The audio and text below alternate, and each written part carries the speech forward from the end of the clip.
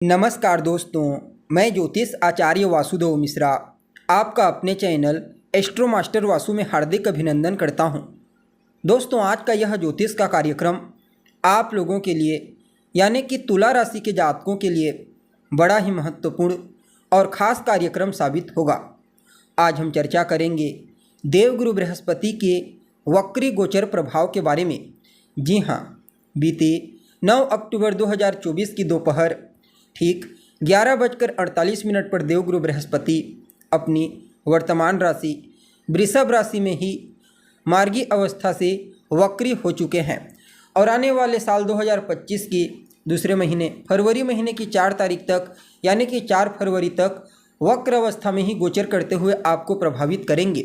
उसके बाद पुनः मार्गी हो जाएंगे। फिर 5 मई 2025 को राशि परिवर्तन करके मिथुन राशि में प्रवेश कर जाएंगे। तो ऐसे में बड़े विस्तार के साथ समझने का प्रयास करेंगे, जानने का प्रयास करेंगे एक एक टॉपिक को कि किस प्रकार से तुला राशि के जातकों के लिए संतान, विवाह, मान सम्मान, ऊंचाई, सुख, समृद्धि और शिक्षा के कारक ग्रह बृहस्पति क्या प्रभाव लेकर के आए हैं, इस विषय पर बृहद चर्चा करेंगे।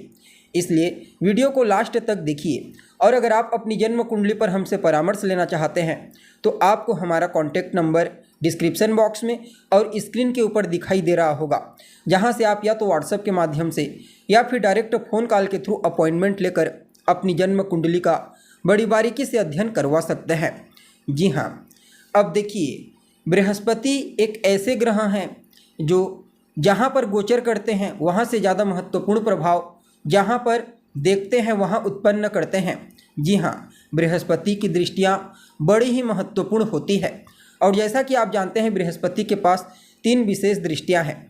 जहाँ होते हैं वहाँ से 5वें घर को, 7वें घर को और 9वें घर को दृष्टिगोचर करते हैं। अब आप सभी तुला राशि के जातकों के लिए बृहस्पति का यह गोचर आपके 8वें भाव से हो रहा है। अब 8वें भाव में गोचर करते हुए बृहस्पति कुछ हद तक विपरीत राजयोग के समान भी परिणाम प्रदान करेंगे, क्योंकि आपके 6ठे भाव के स्वामी बनते हैं। हालांकि तृतीय भाव के भी स्वामी बनते हैं, लेकिन 6ठे भाव के स्वामी होने के चलते विपरीत राजयोग के समान परिणाम इस वक्री गोचर काल के दरमियान आपको अवश्य देखने को मिलेगा।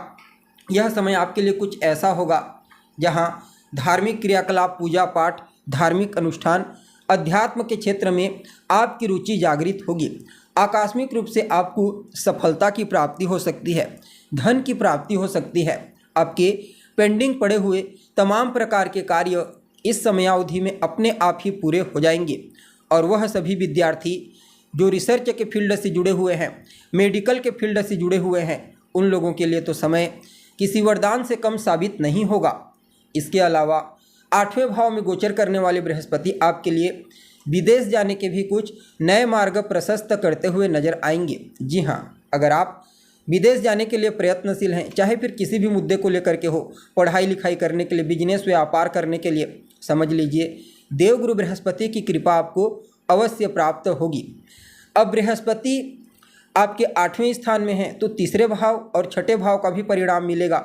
इसलिए काफ़ी हद तक इस समय आपको पराक्रमी बनाएंगे, मेहनती बनाएंगे, संघर्षशील बनाएंगे। आप अपने लक्ष्य को टारगेट करके उसके प्रति मेहनत करना प्रारंभ कर देंगे। जी हाँ, अब देखिए, बृहस्पति की दृष्टि 5वीं दृष्टि कहाँ पर जा रही है तो आपके 12वें भाव पर जा रही है। परिणाम स्वरूप विदेश जाने के लिए तो रास्ते क्लियर करेंगे ही करेंगे, साथ ही साथ कोर्ट कचहरी के चक्करों से भी आपको बाहर निकालने का प्रयास करेंगे। गवर्नमेंट सेक्टर में अगर आप जॉब के लिए प्रयत्नशील हैं तो कुछ अच्छे अवसर की प्राप्ति आपको होगी। आकस्मिक रूप से भी आपको धन की प्राप्ति होने वाली है, चाहे फिर वह आपका रुका हुआ पैसा आपको प्राप्त हो जाए या फिर किसी बड़े प्रोजेक्ट में कार्य करने के लिए आपको पैसों की प्राप्ति हो जाए या फिर लॉटरी, सट्टा, शेयर, इन क्षेत्रों से आपको धन की प्राप्ति हो जाए। बृहस्पति की 7वीं दृष्टि सीधे आपके दूसरे भाव पर जा रही है। दूसरा भाव होता है आपके कुटुंब परिवार का, आपकी वाणी का तो कहना ही नहीं। बृहस्पति आपकी वाणी को बड़ा ही प्रभावशाली बनाएंगे। आप अपनी वाणी के प्रभाव से हर किसी को प्रभावित कर पाने में कामयाब होंगे। कुटुंब परिवार के मध्य आपसी तालमेल बेहतर होंगे।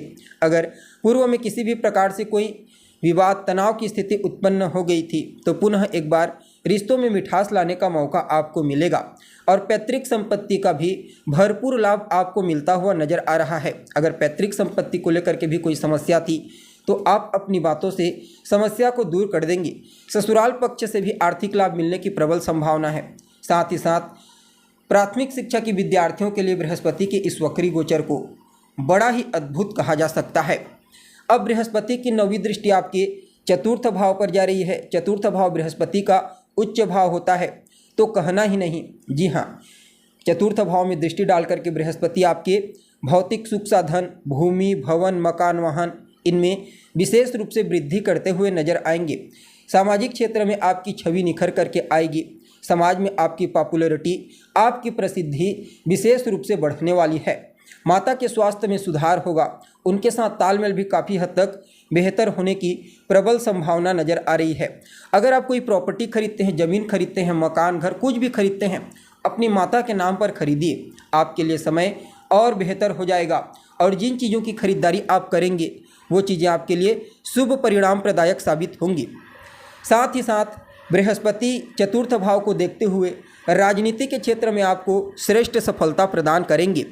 इसके अलावा इस समयावधि में आपको अपने दोस्तों का, रिश्तेदारों का, मित्रों का भी भरपूर सहयोग प्राप्त होने वाला है। यानी कि कुल मिलाकर के देखा जाए तो आप सभी तुला राशि के जातकों के लिए देवगुरु बृहस्पति का यह वक्री चाल काफ़ी अनुकूल रहने वाला है। हालांकि बृहस्पति आपके लिए कोई कारक ग्रह नहीं होते, लेकिन 8वें स्थान में गोचर करते हुए भौतिकता के दृष्टिकोण से अत्यंत ही श्रेष्ठ साबित होंगे। बस स्वास्थ्य को लेकर के थोड़ी सजगता बरतने की आवश्यकता होगी। जी हाँ, इस वक्री गोचर काल के दौरान अपने खान पान, अपने रहन सहन पर ध्यान दीजिए। बाकी ओम ब्रीम बृहस्पतये नमः इस मंत्र का रोजाना 108 बार कम से कम 3 माला या फिर 5 माला जाप करें। आपके लिए समय और ज़्यादा बेहतर हो जाएगा। तो दोस्तों, उम्मीद है जानकारी आपको पसंद आई होगी। अभी के लिए बस इतना ही। पुनः मुलाकात होगी एक नए और ताज़ा एपिसोड में। तब तक के लिए नमस्कार।